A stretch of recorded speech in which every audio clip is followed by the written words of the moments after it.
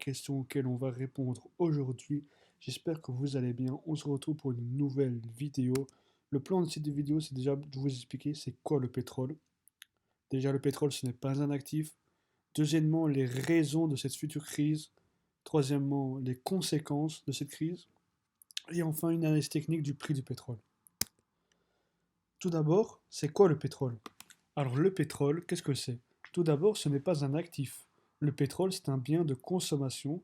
Dès lors, il est soumis à la loi de l'offre et de la demande.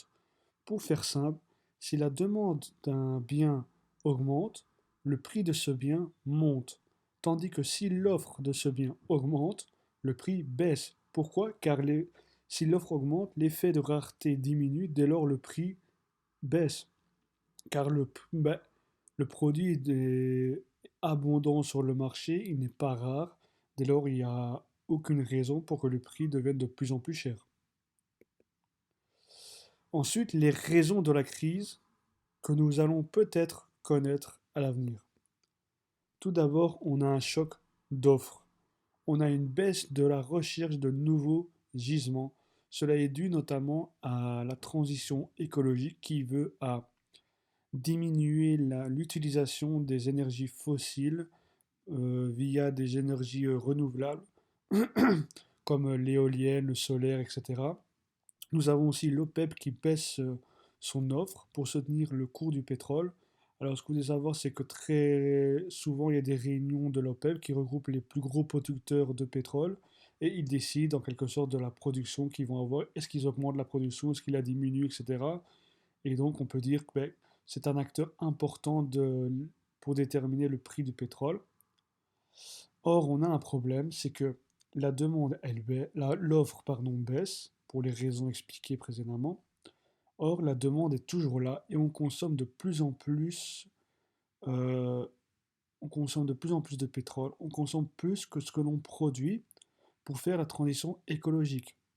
Car pour produire tous les matériaux de type panneaux solaires, éoliens, etc., on a besoin de pétrole. On a besoin de cette énergie pour la transition écologique.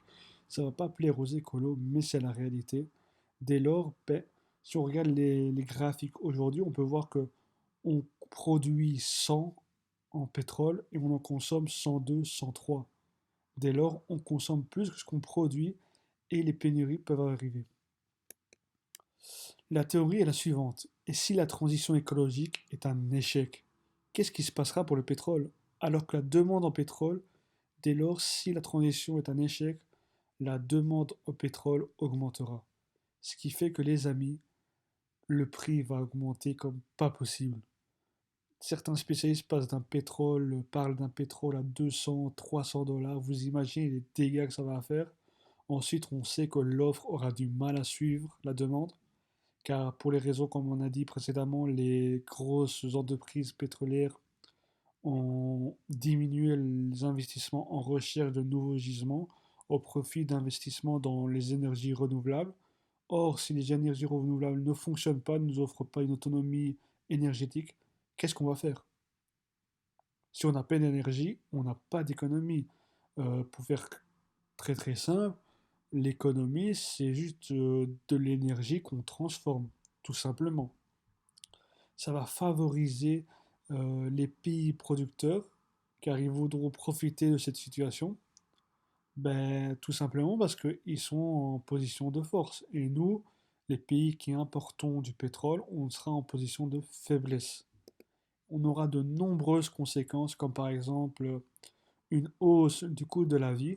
Si le prix du pétrole augmente, c'est-à-dire la matière première augmente, ben, le prix final sera impacté. Dès lors, une hausse des prix sera constatée sur les produits que nous achetons tous les jours, mais aussi au niveau des entreprises. Il y aura une pression sur les entreprises pour leurs coûts.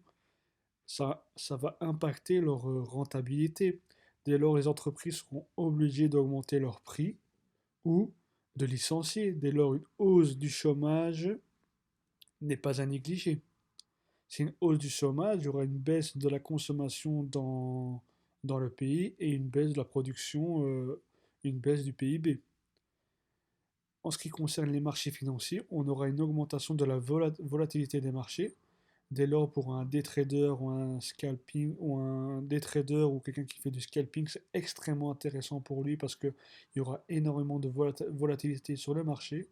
Il faudra aussi s'intéresser aux boîtes pétrolières comme Total et autres, Aramco par exemple, qui est la plus grosse entreprise pétrolière dans le monde, en Arabie Saoudite, car ces entreprises vont énormément profiter de la hausse du prix du pétrole, car elles verront leur marge augmenter. Ensuite, on a les devises. Les pays qui exportent du pétrole vont voir leur devise, donc leur monnaie, s'apprécier au détriment de ceux qui vont importer du pétrole. C'est extrêmement important. Dès lors, ceux qui sont sur le marché du Forex, commencez déjà à chercher les exportateurs de pétrole et regarder leur monnaie. Je pense par exemple au Canada, à l'Australie, à l'Arabie Saoudite, par exemple, et des tensions géopolitiques pourront subvenir. Car il est fort probable qu'on ait des guerres qui arrivent pour s'accaparer les ressources pétrolières. Je fais, là, je fais référence au cycle de Kondratiev, qui est un économiste russe, qui a été assassiné d'ailleurs pour cette théorie, qui dit que dans l'économie, on a des cycles. On a des cycles où on prospère, où tout va bien, où on trouve de nouvelles technologies, etc.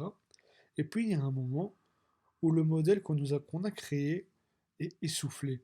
Et je pense qu'aujourd'hui, en Occident, on est à la fin du modèle économique dans lequel on est mais on le ressent, on est à la fin d'une croissance, etc. On a vraiment du mal à continuer à décoller, même, on a même une défaillance morale. Et donc, il peut y avoir des tensions géopolitiques dans le reste du monde où certains pays vont essayer de créer des tensions pour mieux contrôler le marché du pétrole. Maintenant, on va passer à une analyse technique intéressante. Vous pouvez voir que à court terme, on devient haussier sur le pétrole. On voit qu'on a un RSI, on a cassé la zone des 50%, dès lors le RSI on est haussier. On peut voir qu'on a cassé les moyennes mobiles 200 jours et notre moyenne mobile 20 jours est haussière et a croissé la moyenne mobile 200 jours. On peut voir qu'on a une résistance ici à 89 et un 90 dollars. Dès lors, ben, à l'heure actuelle, ben, le pétrole il est haussier. Voilà, on voit on a 80 dollars. À court terme, on est haussier. Certains spécialistes parlent d'un pétrole à 300 dollars. Si on regarde le graphique ici, ben, ça serait dire qu'on aura un pétrole ici à 300 dollars. Vous imaginez un pétrole à 300 dollars? C'est jamais arrivé. C'est jamais arrivé dans l'histoire d'avoir un pétrole à 300 dollars. Mais c'est pas impossible compte tenu de la situation dans laquelle on est aujourd'hui. Si on regarde en weekly, on voit que ben, en weekly, ben, en weekly, on n'est pas encore haussier. Regardez, on voit que on n'a pas encore cassé l'oblique baissière. Donc en weekly, quand on va casser les 84 dollars dans cette oblique, là, le pétrole, ça va faire boum. Dès lors, vous devez attendre. Mais c'est le pétrole, c'est important à surveiller car c'est extrêmement important dans notre économie et au niveau de l'économie mondiale, de la géopolitique, le pétrole c'est extrêmement important. Dès lors, c'est une matière première à surveiller. Même en weekly, on peut voir que le RSI est haussier. Voilà, on a quand même. Maintenant, on voit qu'il y a une tendance haussière qui commence à se développer en weekly, mais on n'est pas encore haussier sur le weekly. Parce que pour qu'on soit haussier, il faudrait qu'on casse. Il faudrait qu'on casse les 90 dollars. Voilà. Si on la casse, là, on deviendra haussier. Par contre, si on va chercher ici et qu'après on va là-bas, ça pue. Donc on doit attendre qu'on casse les 90 dollars. Si on casse les 90 dollars, là on a un signal aussi important sur le pétrole et il faudra faire attention. Après, la prochaine étape, ça sera cette zone ici des 120, 130 dollars qui sera importante à surveiller quand on cassera les 90 dollars. Ok, je vais le mettre. Voilà. C'est une zone à surveiller, il faudra faire attention. Si on regarde sur un mois, ben, on a la même analyse. Voilà, on commence à venir haussier sur les récits, on l'a passé, donc on devient, c'est vraiment intéressant. Si on regarde les devises US Forex, Ca- Canada, franc suisse, Canada, japonaise, ben, on voit ici que la monnaie canadienne s'apprécie par rapport au yen. Ok, CAD, euro, Canada, euro. Alors par rapport à l'euro, c'est un peu plus mitigé. On voit qu'il y a quand même une stabilité au fil du temps et on fait face à des cycles. Ok, donc là on voit qu'on a des cycles, donc ça dépend, il faudra un peu plus aller en profondeur. Si on regarde sur un jour, qu'on a quand même bien monté ces derniers temps, mais on est toujours baissier. Donc pour le moment, l'euro est supérieur au Canadien dollar. Mais on voit que la moyenne mobile 20 jours commence à devenir croissante. Dès lors, il est possible que le Canadien dollar s'apprécie par rapport à l'euro. Dès lors, acheter le Canadien dollar et vendre l'euro serait intéressant. Ce n'est pas des conseils d'investissement, évidemment, c'est vraiment que des suppositions. Si on regarde l'or, lui, bon, on l'avait déjà dit, ben, il est haussier.